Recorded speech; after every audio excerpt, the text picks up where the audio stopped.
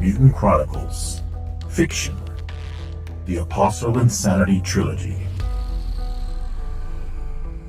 Volume 1, In Lunacy, by William F. Wu.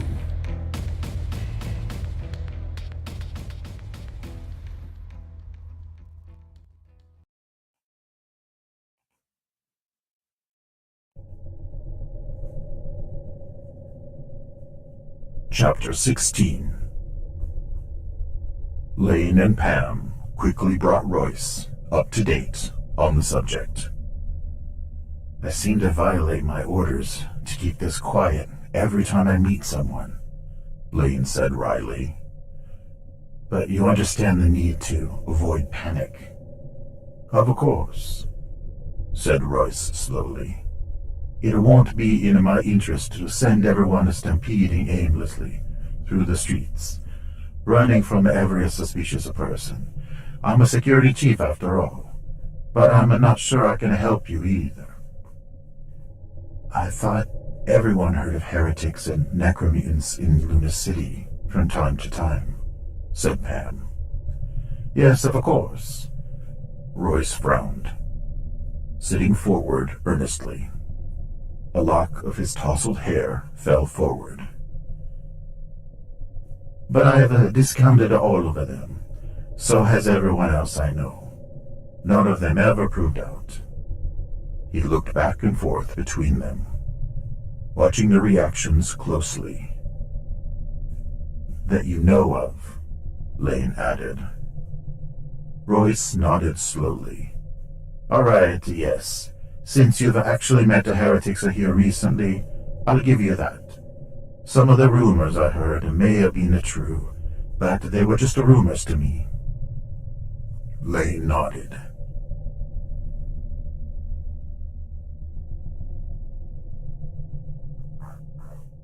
And I have to remind you that these rumors were floating around here before any of your experiences proved out a few of them. Most of the rumors probably don't have anything behind them. Yeah. Lane sighed. I know. That's what makes our job tough. But some of them will prove out. Oh, Lane. Royce pushed himself up and began to pace around the small room. He stopped suddenly and pulled on a cord, drawing open the white curtains to reveal the floor-to-ceiling windows. With a deep sigh, he turned and gazed outside. Startled by Royce's sudden shift in behavior, Lane said nothing. Past Royce, Lane saw Imperial's tall, gleaming Reading Palace and the huge Baroque Brotherhood Cathedral dominating the skyline. All the towers rose in sharp, narrow angles and blocks, black or gray, many topped with spires. Statues of pious winged angels ringed the upper ledges of the cathedral, while snarling evil gargoyles perched on the roof. The Brotherhood resists the Dark Legion in any way it can, said Royce. Its Inquisitors prod and poke into the lives of ordinary people, seeking signs of corruption and weakness. They think that if they can make everyone holy, then the violence and the decadence of our society will stop. Pam glanced at Lane, puzzled. He shook his head for her to remain silent. Like her, he did not understand what Royce was trying to say, but he wanted to let Royce speak. Without turning, Royce went on. Lane, why were you fighting the Martians of our capital? For a living, said Lane. That's right, Pam added. Wrong, said Royce, finally turning to face them.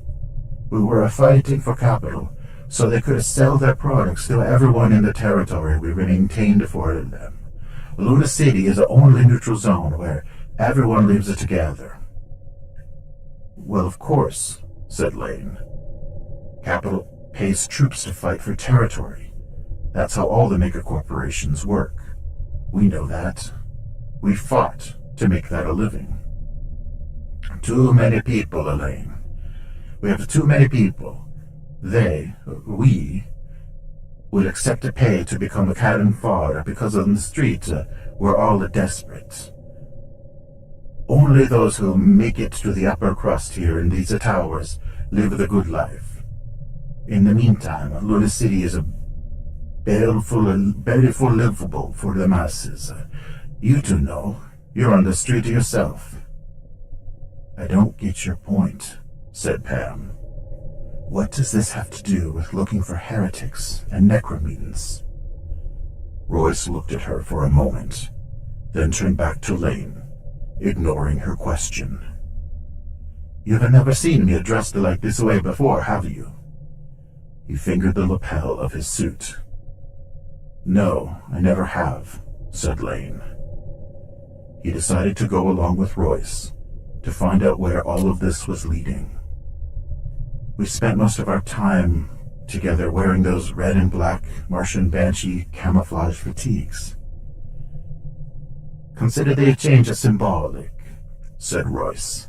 Lane, my job will be much easier with a fewer freelancers around, especially good ones like you two, who know about the Dark Legion presence. I really do want to keep the city from panicking. I don't want to work for you, if that's what you mean, said Lane. That's not what I mean. Then I don't get it, said Pam. Lane, I just want you to know it's all a business. It's not a personal. You were a great Banshee and a reliable comrade.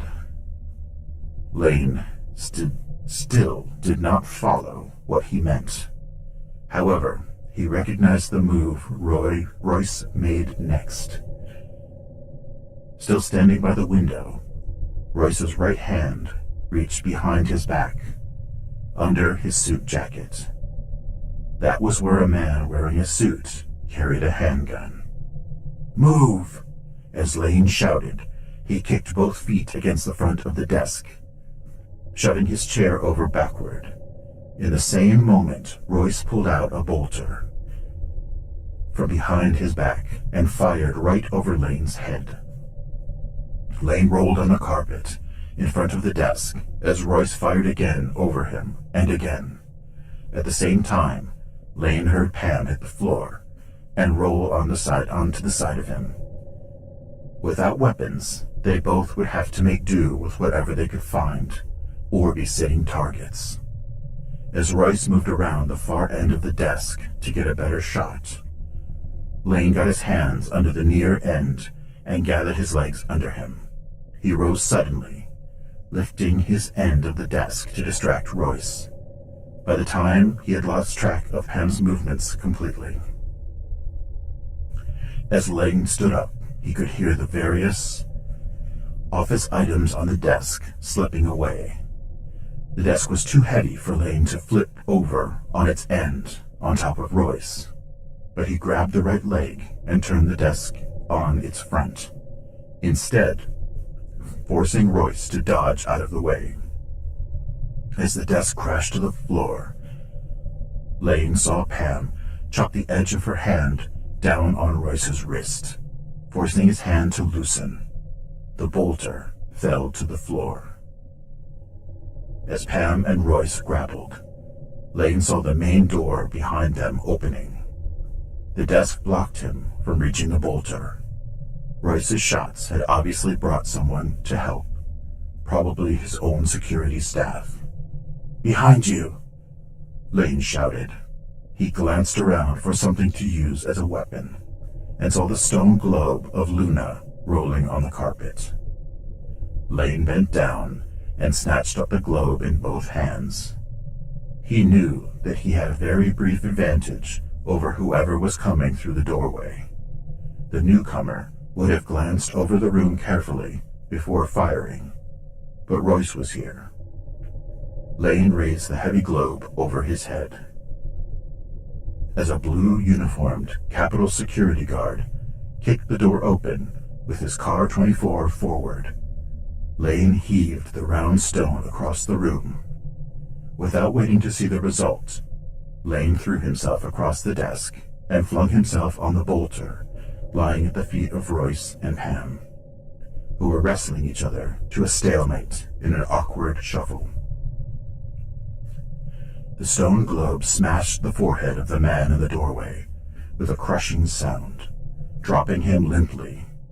In the same moment, 2 more security guards appeared behind him. Lane snatched up the bolter and fired twice, hitting both new guards in the chest before they could fire. Above Lane, Pam finally yanked herself free of Royce and swung the edge of one hand hard against his windpipe, crushing it. Royce's eyes bulged, and he fell to his knees, wheezing. Pam grabbed the bolter out of Lane's hand and blew out Royce's brains with it, point blank. "Nothing personal," she muttered. "Just business. You were a great Banshee, I'm sure." Lane leapt to the doorway, alert for more security guards. None appeared, and he picked up 2 Car 24s. He tossed one to Pam, who caught it in her free hand. Then he drew a bolter out of the holster of one of the guards and looked at the elevator doors. They were just closing. Someone on another floor had called the elevator. The noise could not have gone unnoticed on the other floors. "See any stairs?" Pam asked. Lane stepped into the foyer and yanked open the steel doors under one of the incinerators. He saw stairs, but he also heard the pounding of many feet hurrying up toward them. Grimacing, he closed it again. The lock required a key, and they did not have time to search for one. "Guards are coming up that way too. We can hold them off in the steel foyer for a while, but that won't get us help out of here. Sooner or later they'll get us." He came back in the apartment and slammed the steel door, then shot a heavy bolt. "This door will stall them too, but I don't know for how long. Depends on what weapons they bring." Pam and Lane both glanced around the small office for a way out. "We're 15 floors up," said Pam, looking at the top of the vertical windows. "I didn't bring my wire and belt pack this time. We're too high to use it anyway."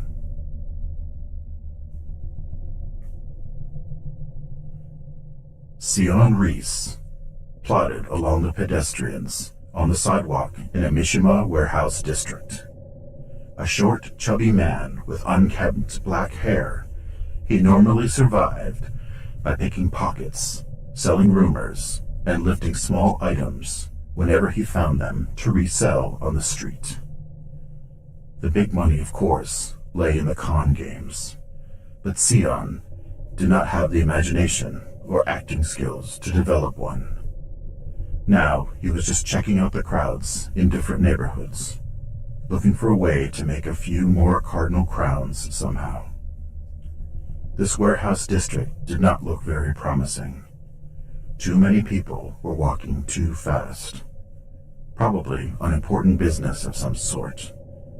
Sion picked the most pockets when people got jammed up in crowds, delaying their motion and distracting their attention. "No go," Sion muttered to himself. "Might as well find something else to do." As Sion headed for the nearest tube-link station, however, he noticed a distinctive white tunic in the crowd ahead of him. The man wearing it was wandering up the sidewalk lazily, gazing around as though he might be lost. Spotting a possible mark, Sion moved through the crowd to get closer. Soon he saw that the man wore a smudged white tunic with the Brotherhood logo on the back. Sion hurried up alongside him, pretending not to take special notice of his mark. A quick glance showed him that the man was in his mid-30s, clean-shaven, with mid-length brown hair. The front of his tunic also featured the Brotherhood logo, and was somewhat dirtier than the back. He was muttering to himself, too quietly for Sion to understand. "What's that you say, sir?" Sion asked politely, pretending he thought the stranger was speaking to him.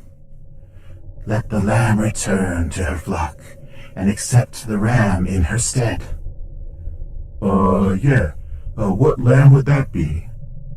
"The meek must inherit," the other man said calmly. Sion knew instantly that he sure had a mark. The guy was crazy. He took the man's arm gently and steered him into an alley between two Mishima warehouses. The alley was narrow and dirty, but deserted. "I think you're the lamb in this stew," Sion said cheerfully, patting the man's tunic for valuables. "What have you got on you, pal?" "To everything there is a season." "This is your season for plucking." Sion patted the man's other side, but felt nothing.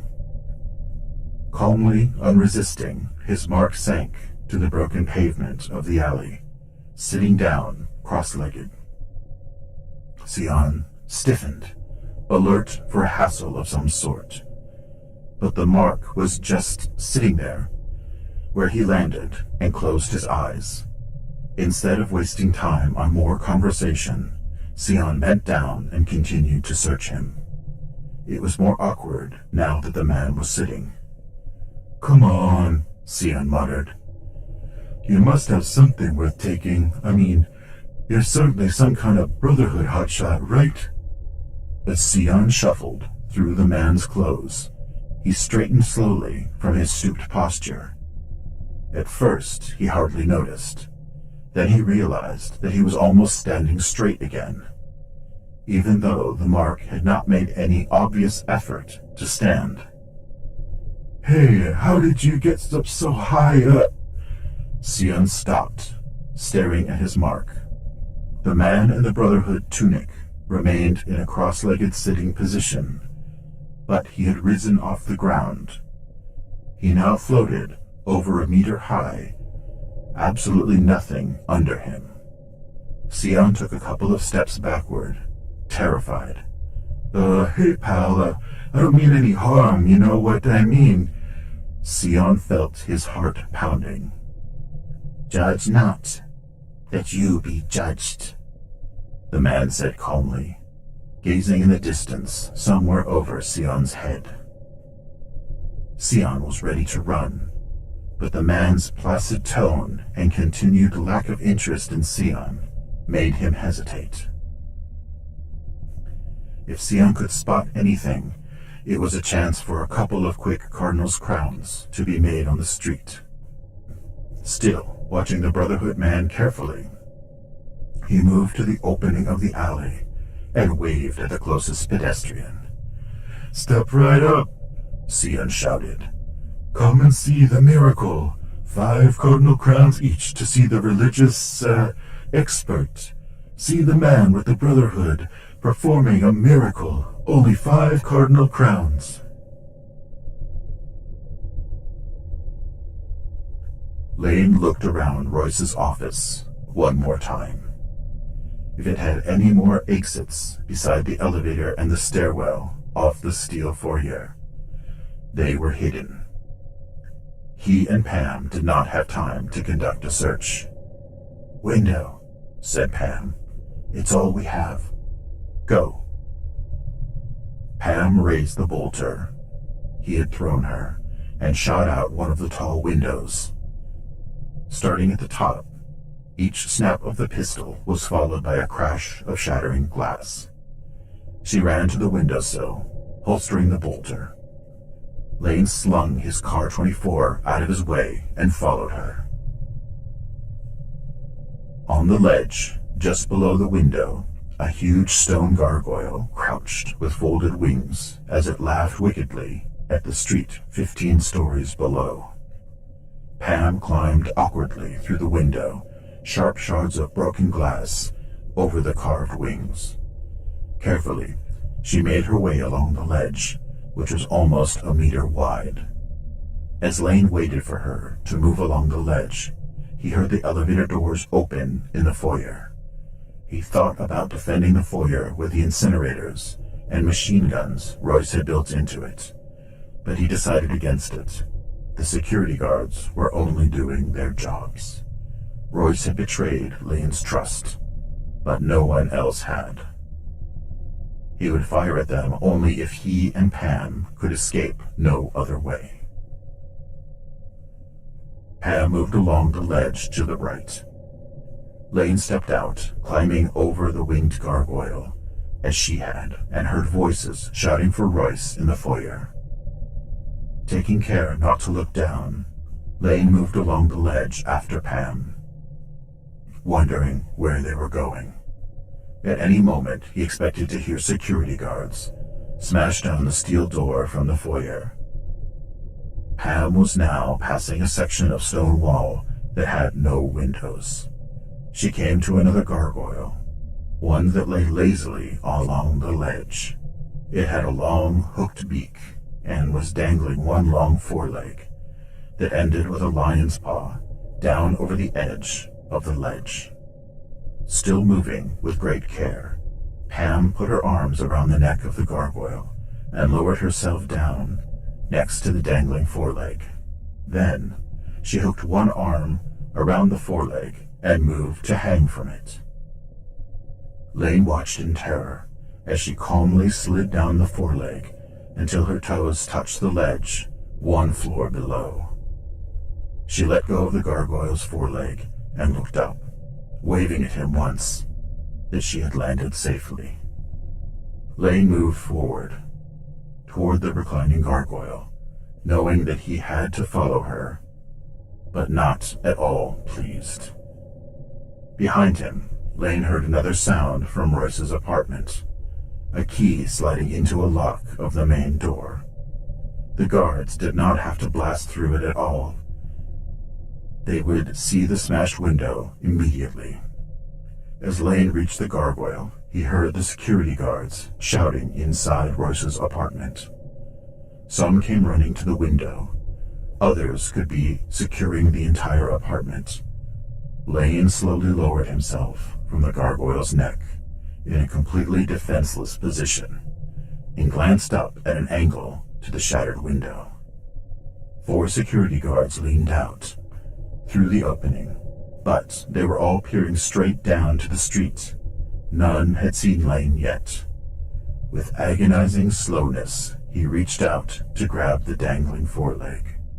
The stone felt cold in his hands. Lane looked up at the window as he slowly lowered himself, reaching down with toes to feel the ledge underneath him. As he moved lower, the ledge above gradually hid him from sight of the guards, still talking in puzzled tones at the open window. He felt Pam ease his legs forward to the ledge. She also grabbed his belt. When finally he let his weight down, he found that she braced herself behind another snarling gargoyle with one shape of a goat wing in order to help him down. "They didn't see me," Lane whispered. "But now what? We can't chance going down another 14 floors that way." "No." Pam moved out from behind the gargoyle along this ledge. "Come on." When she reached another tall vertical window, she peered inside for a moment. "Good, nobody home." She drew her bolter and fired through the glass, shattering it with a great crash. As the broken glass fell around her, bits of it clinging to her hair and shoulders, Lane glanced up again. But the ledge from which they had just come completely blocked his view of Royce's window. Still, the guards certainly had heard the shots. They would be coming down a floor inside, probably using the elevator again, as well as the stairs. Pam slipped through the window, going back inside the building. Lane moved after her as quickly as he could. Ahead of him, she held her bolter ready. He brought his Car 24 up. They entered the deserted conference room. Lane heard nothing as they moved to the main door. Unlike Royce's apartment, the conference room had an ordinary door that simply opened onto a foyer, leading down to a stairwell door and an elevator door. Pounding footsteps echoed from above them in the stairwell. The elevator doors one floor up also slid open. Lane tensed and looked back through the conference room at the shattered window. "Back outside?" Lane asked. "Or into the stairwell? They'll hear us, but maybe we can outrun them." "Quiet," Pam whispered sharply. She pried the elevator doors apart, forcing them open to reveal the empty shaft. Above her, footsteps moved into the elevator itself. On the wall to Pam's right, Lane saw a deep groove inset into the wall of the shaft. A rusted metal ladder ran up and down the groove, set into the wall. Over her head, the elevator doors closed. "I've used these before," Pam said quietly. "Capitol buildings, these have them on all the towers. Move fast." With that, she jumped through the doorway and grabbed the rungs of the ladder. "Hurry!" She climbed down out of the way. "Jump!" Lane drew in a deep breath. Pam liked the adrenaline surges. He did not like this much at all. However, he knew she had found an escape that should work. He came up to the open doorway and leaped. His hands hit the hard metal rungs of the ladder and slipped, but his feet caught the lower rungs and supported his weight. Pam reached up and pressed his lower back forward, so he was shoved against the ladder instead of falling back.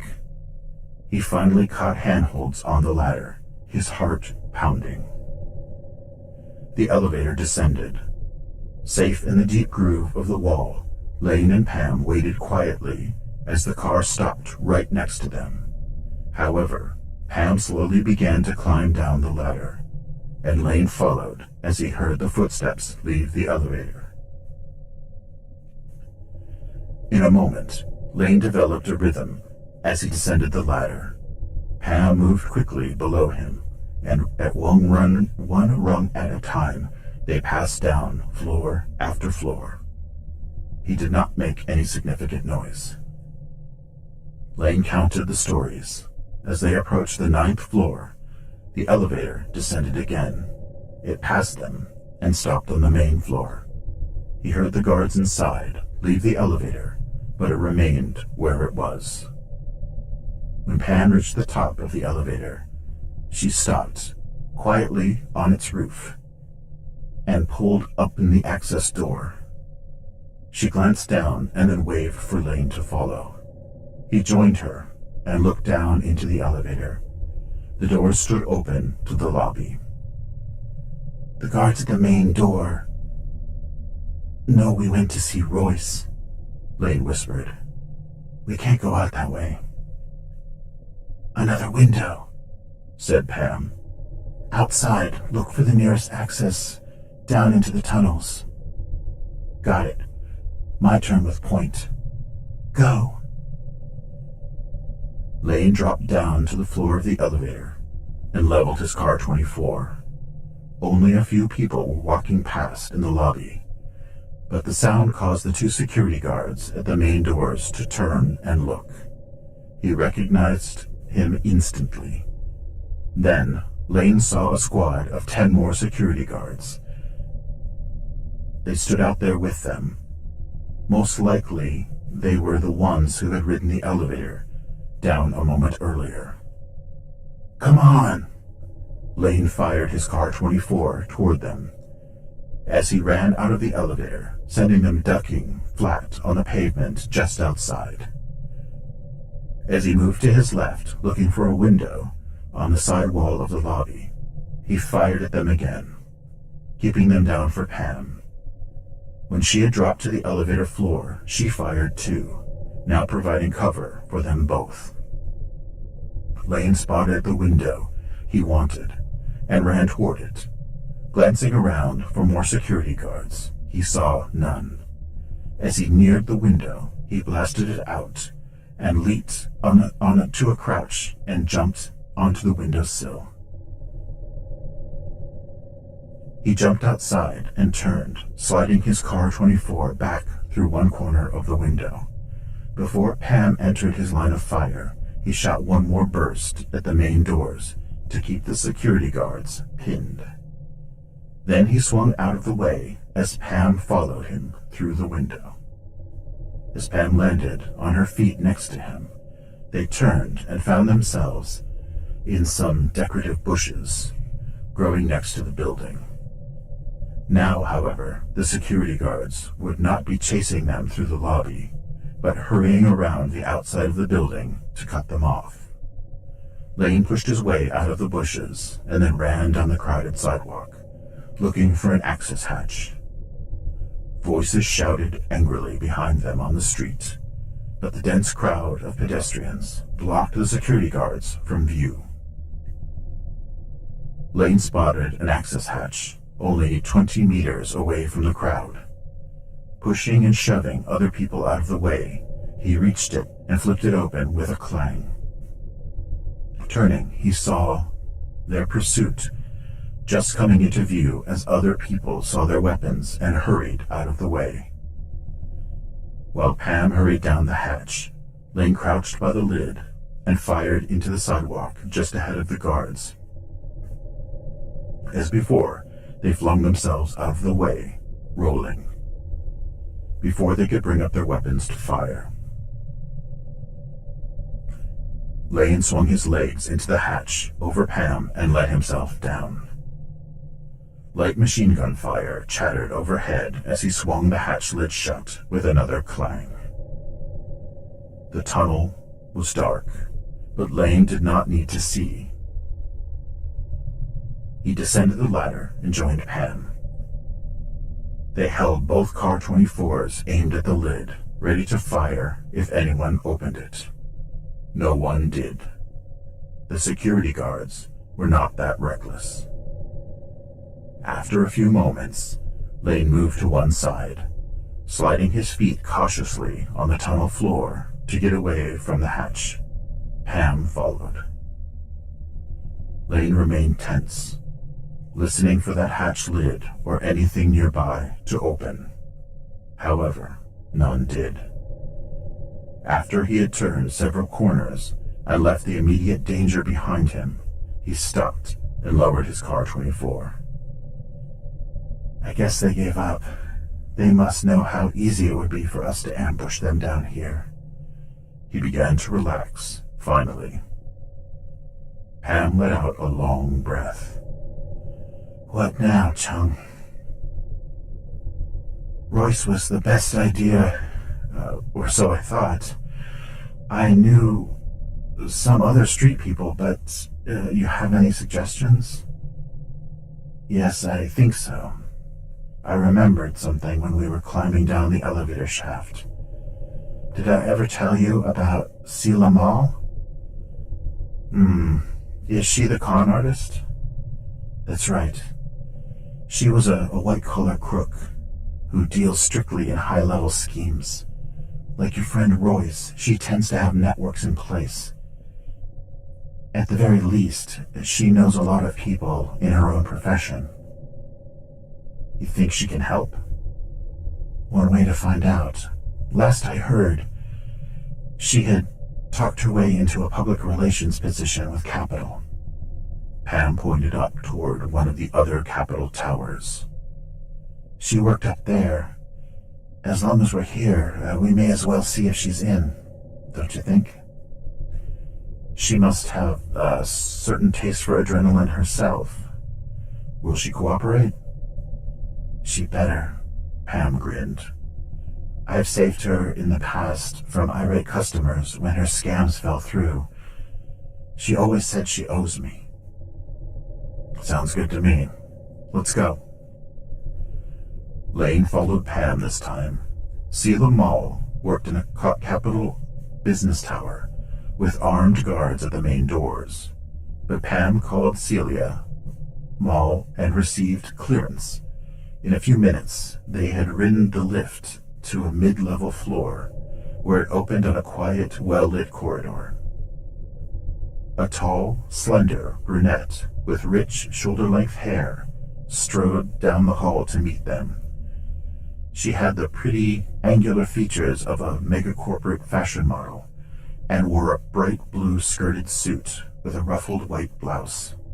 After Pam introduced Celia to Lane, they went into her office. Lane looked around in surprise. The office was almost as large as Royce's, decorated in blue carpet and wallpaper that matched her blue suit. It looked out over the street with a view of the Capitol headquarters, a few blocks away. Celia walked to a wet bar set into the wall. "What will you have?" "Nothing for me," said Pam. "Oh, I forgot. You're working, I suppose." Celia smiled at both of them. "All right. It's been a long day. Pam, what can I do for you?" "Can we talk plainly here?" Pam asked with a knowing smirk. Celia laughed lightly and walked over to her desk, which was larger than the WizKid's entire computer station. She switched a sonic disruptor on and sat at the corner of the desk. "If someone suspected me, they could record and unscramble that, but I've been careful. What's on your mind?" "So I'm right that you always have some sort of scam going." Pam moved to the large chair in front of Celia and sat down. "Not that I want to interfere." "Well, I usually do. I guess you know that, but this one is long-term. It won't develop for quite some time." She hesitated. "You know I can't talk about it in detail, of course." "Of course," said Pam. "That's not really what I came here about. You have a lot of connections in Lunacy." "Yeah, that's true." Pam glanced at Lane, who said nothing. Just as she had let him decide how much to reveal to Royce, he would let her judge how to handle Celia. She frowned thoughtfully, looking back at Celia. "Can you find out about a rogue Capitol ship that made a brief stop at the Lunacy docks recently? I'll write down the exact date and time for you." "A rogue Capitol ship?" Celia cocked her head to one side. "What do you mean?" Pam looked at Lane again, who nodded. "We don't think the Capitol crew brought it in." "Who did?" "We don't know for sure, but we found evidence that a firefight occurred at the dock where it landed. Capitol security guards must have been involved. That means someone at Capitol got some kind of report." "That's true." Celia played idly with a small wooden statuette of a running horse on her desk. "I might be able to get into the computer banks about that, but it will take some time. It's far outside my own authority in my public relations area." "Whatever you can do will be appreciated," said Pam. "If you can manage it, see if Capitol knows anything about a Brotherhood search for a missing mystic." "A mystic? Aren't they really high up in the Brotherhood?" Celia looked up in surprise.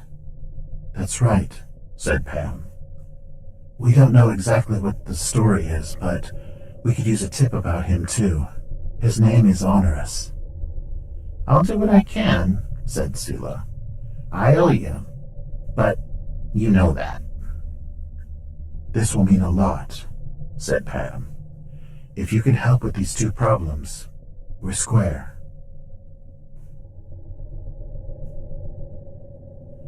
Penyon stood behind Halala in the shadowed entrance to an alley in a Mishima warehouse district. A small crowd of pedestrians gathered in the alley around a single composed man. After paying a few coins to a barker on the street, wearing a white tunic with a Brotherhood logo on the front, the ordinary-looking man in the alley sat cross-legged on the filthy sidewalk, muttering to himself. "Come on, Father," one man yelled from the back of the crowd. "Can you throw lightning or levitate again?" People in the crowd laughed. The barker at the end of the alley turned with a confident, reassuring smile. "Of course he can. Of course he can. I, Honorius, saw him only a few minutes ago. Rise, my friend, show them." Then he turned his attention back to the street. "See the miracle. Step right up and see the miracle man." "Float up in the sky," suggested a young woman, giggling. "or conjure up coins for me." "Everyone here knows he's a mystic," Halala said quietly. "I wonder how they know," said Pinion. "Do you think he's done something only a mystic could do?" "No, fool," Halala said warily. "The cut of his tunic tells them. Someone in the crowd knew the design." Pinion moved up next to her, straining to get a better look. The man's tunic looked ordinary to him. Pinion reminded himself that Halala knew much more than he did. The mystic, if he was one, showed no sign that he heard anything around him. "He's not levitating now," said Pinion. "You said that was the rumor you heard.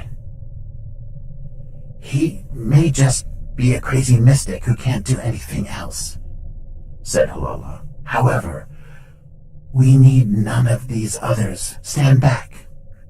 She flattened herself against a wall and pushed him next to her, leaving the alley open to the street. Pinion watched. From the hard, angry look on her face, he knew she was using her psychic power to throw out one of her dark gifts. Suddenly, squeals of shock rose up from the young woman in the crowd. "I can't see! Help me!" "He's blinded her!" Halala shouted. "Run! Run before he blinds us all!"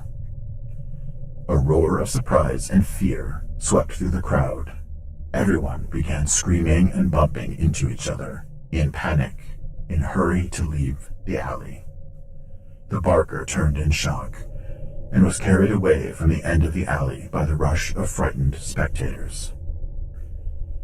"See another miracle!" Sion yelled, even as he was pushed around the corner. "Come on now, you fool, hurry!" Halala hurried forward, shoving people out of her way, either knocking them down or sending them stumbling into each other. Pinion pushed them out of the way too, hurrying after her. Ahead of them, the stranger had noticed nothing. He still sat in the same place, muttering too low for Pinion to hear. Halala squatted down in front of him. "Speak," she commanded. "Who are you?" Pinion stopped behind Halala, looking down at the other man. He now heard that the stranger was speaking in some language Pinion did not recognize.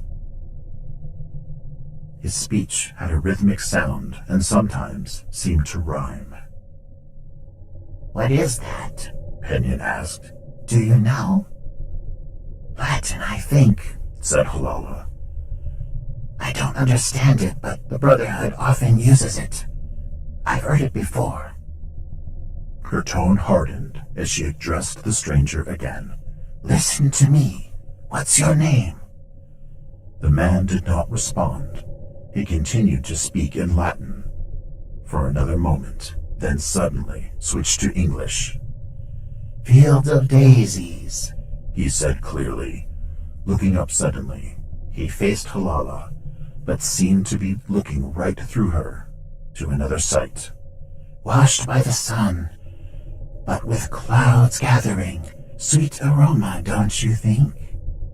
I'm Halala. Who are you?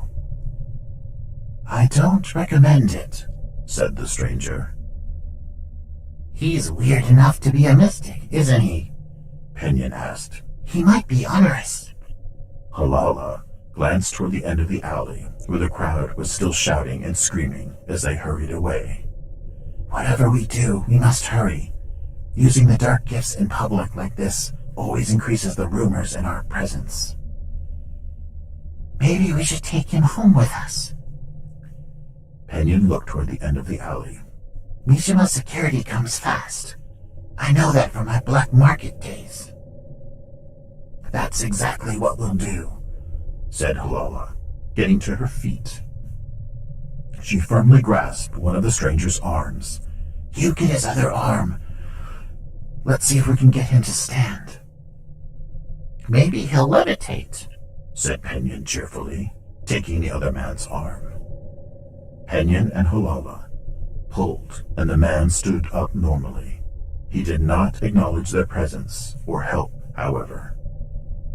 Instead, he continued to talk as though he was conversing with someone who was not present. The daisies will need the rain, said their companion. We must seek shelter, however. Let's see if he'll walk with us. Pinion followed Halala's lead in turning him around and walking him out of the alley. The strangers had scattered, except for a few people consoling the young woman who had gone blind. Their companion stumbled slightly, but he did not resist or protest. At the end of the alley, Halala jerked her head to the right. How long will you stay blind? Pinion asked. We don't want them coming back this way, looking for us.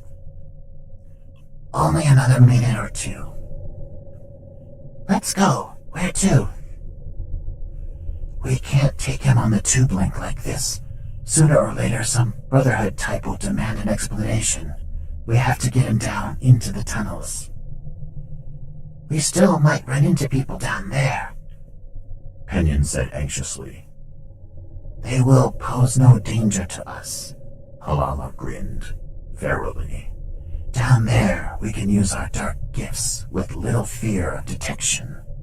Anyone who crosses us. Pinion smiled, filled with sudden confidence.